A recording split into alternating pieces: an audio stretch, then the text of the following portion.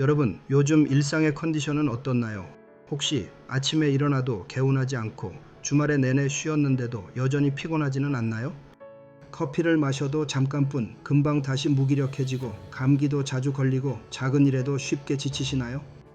사실 이런 경험은 누구에게나 흔하게 찾아올 수 있습니다. 그래서 그냥 피곤한가 보다, 과로했으니 그렇겠지 하고 넘기기 쉽죠. 하지만 이렇게 반복되는 만성 피로는 단순한 생활 습관의 결과가 아니라 면역 질환이나 대사성 질환과 같은 잠재적 질환의 신호일 수도 있습니다. 오늘은 예방의학적 관점에서 만성 피로를 살펴보고 구체적으로 어떤 인자들이 피로의 원인일 수 있는지, 그리고 어떻게 피로가 암시하는 잠재적 질환을 예방할 수 있는지 살펴보겠습니다.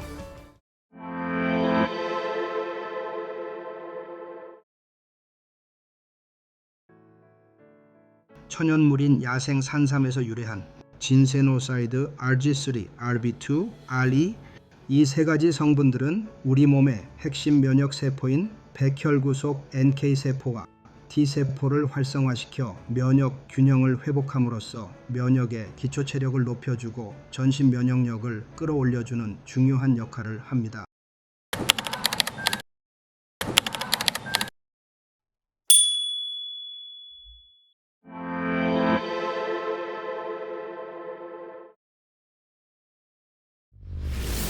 암 환자의 80% 이상은 피로를 경험합니다. 종양이나 만성 염증이 분비하는 사이토카인이 뇌와 근육에 영향을 주기 때문이죠. 피로는 암 발병의 신호일 수 있습니다. 당뇨병은 확진되기 전 통상 10년 이상 당뇨 전 단계를 거치는데요. 이 기간 동안 반복되는 식후 졸림, 무기력, 에너지 저하가 사실상 초기 경고음일 수 있습니다. 자, 그러면 우리가 흔히 느끼는 피로가 어떤 생리학적 인자들에 의해 발생하는지 조금 더 구체적으로 살펴보겠습니다. 첫 번째는 염증성 인자입니다. 대표적으로 IL-6, TNF-알파와 같은 염증 매개체가 있습니다. 이들은 원래 우리 몸을 방어하기 위해 필요한 물질인데 만성적으로 분비가 과다해지면 뇌와 신경계에 영향을 주게 됩니다. 결과적으로 뇌의 동기회로, 즉 에너지와 의욕을 만들어내는 신호가 교란되면서 만성적인 피로감을 유발합니다. 그래서 염증은 단순히 국소적인 문제가 아니라 전신 피로의 중요한 원인이 되는 것입니다. 두 번째는 대사 불균형 인자입니다. 우리가 음식을 섭취하면 혈당의 변화가 있는데요. 정상적인 경우 일정 범위 안에서 안정적으로 유지돼야 하는데 당 조절이 잘 되지 않거나 인슐린 저항성이 심해지면 세포가 포도당을 제대로 쓰지 못합니다. 세포가 에너지를 만들지 못하면 결과적으로 ATP가 부족해지고 몸은 쉽게 지치는 상태, 즉 대사성 피로에 빠집니다. 세 번째는 호르몬 내분비 인자입니다. 대표적으로 갑상선 기능 저하가 있습니다. 갑상선 호르몬은 신진대사를 조절하는 엔진 오일 같은 역할을 하는데요. 이게 부족해지면 전신적으로 에너지 소모가 떨어지고 쉽게 무기력해지죠. 또 하나, 스트레스 호르몬인 코르티솔이 지나치게 높거나 혹은 너무 낮은 상태가 오래 지속되면 역시 만성 피로로 이어집니다.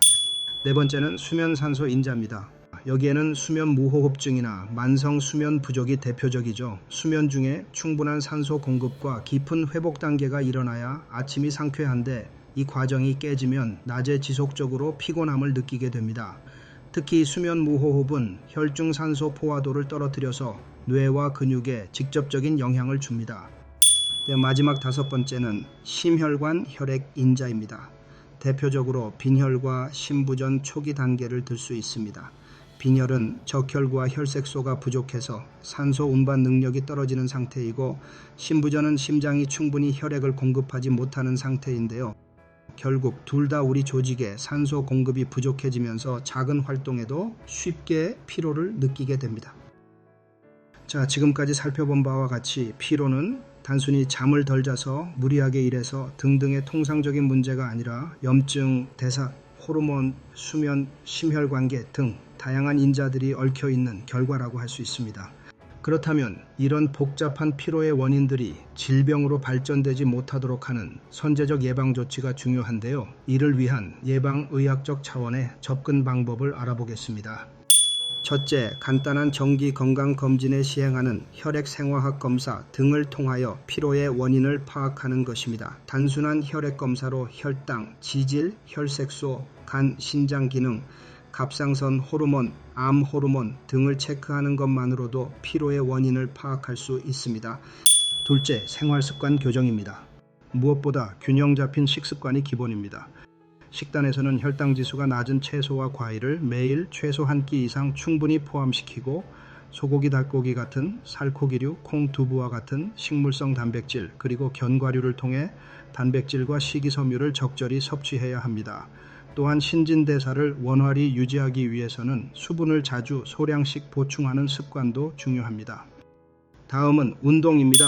규칙적인 운동은 심혈관계 질환의 위험을 낮추기 위해 필수적입니다. WHO 권고 기준에 따라 주 150분 이상의 중등도 유산소 운동을 실천해야 합니다. 빠르게 걷기, 가볍게 뛰기, 자전거 타기, 수영처럼 숨이 약간 가쁠 정도의 활동이 권장됩니다. 여기에 더해 근력 운동은 반드시 병행해야 합니다. 근감소증은 만성질환과 노화의 공통 분모이자 만병의 근원으로 꼽히는데요. 이를 예방하기 위해 주 2회 내지 3회는 꾸준히 근력을 기르는 운동을 해야 합니다.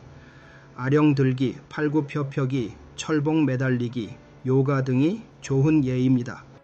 특히 근력 운동은 단순히 근육만 지켜주는 것이 아니라 정신 건강에도 도움을 주고 혈관성 치매 같은 신경퇴행성 질환의 예방에도 긍정적인 영향을 미친다는 연구들이 있습니다. 즉, 운동은 선택이 아니라 건강을 위한 필수 조건입니다.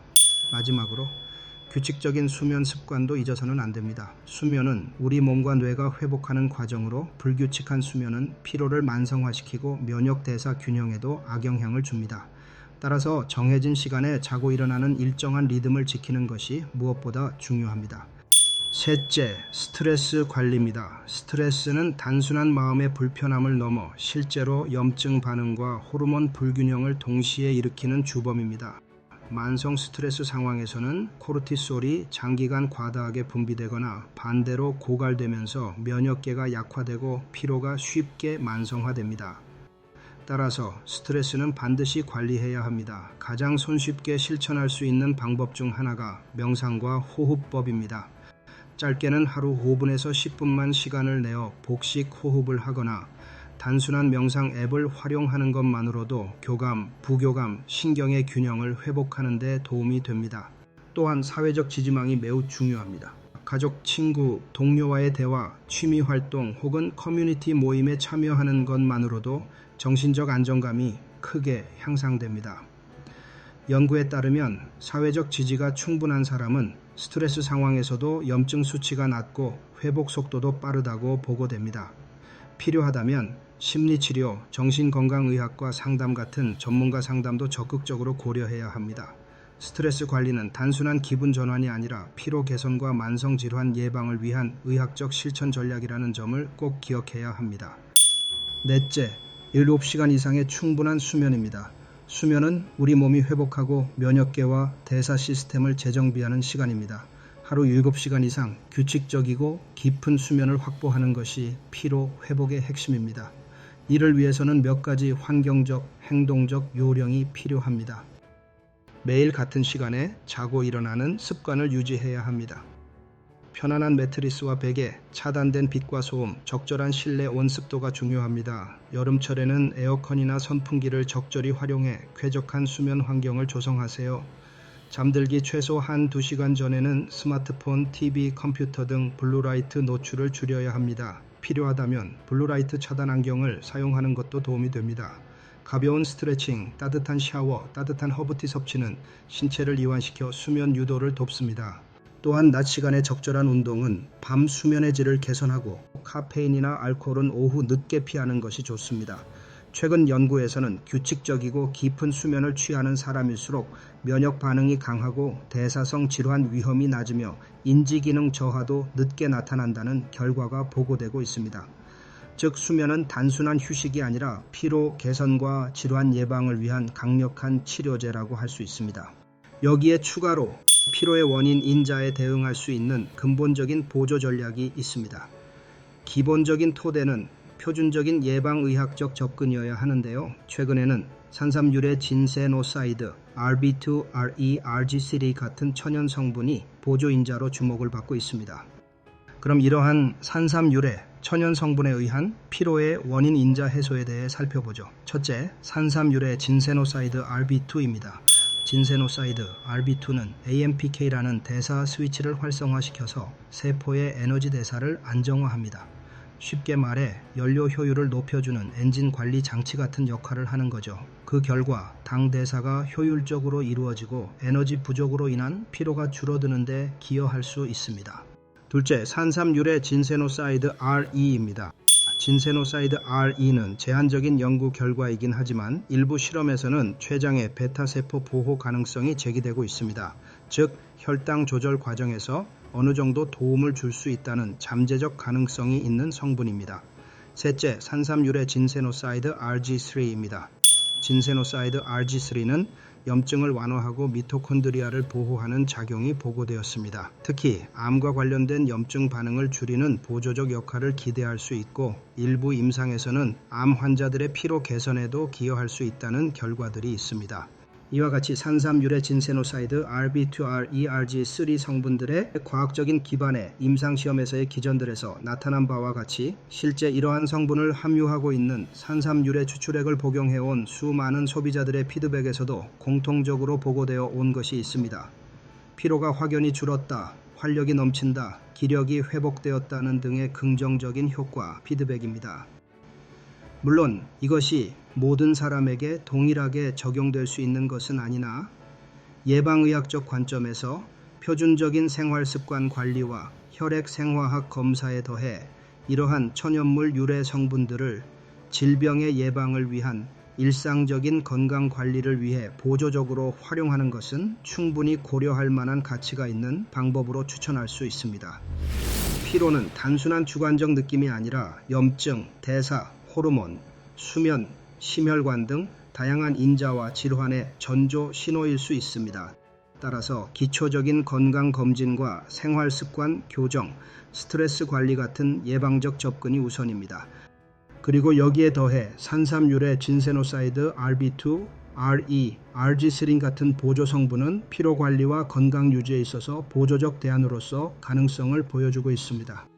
오늘의 피로가 내일의 질환이 되지 않도록 지금부터 예방적 관점에서 내 몸을 아끼고 관리해 보시기 바랍니다.